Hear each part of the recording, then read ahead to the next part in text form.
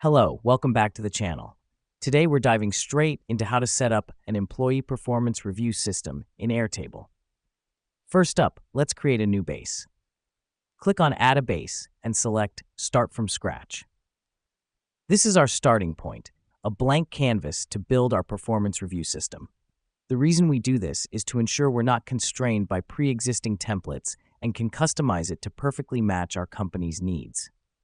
Now that we've done that, let's start defining our tables. Create the first table and name it Employees. Here, we'll input all the necessary data concerning our employees.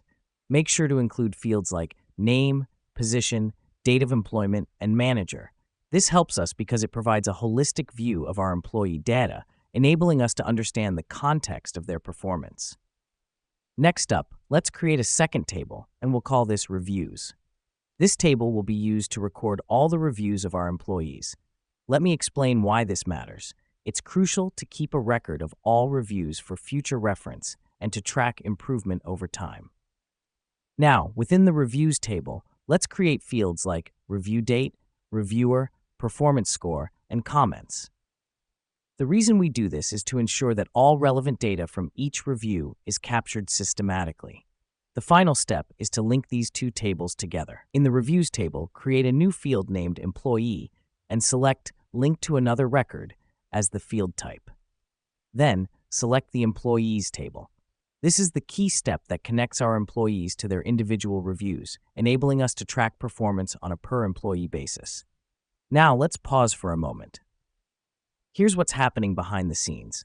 Airtable is now ready to help you streamline your performance review process, allowing you to track, manage, and analyze the performance of each employee over time.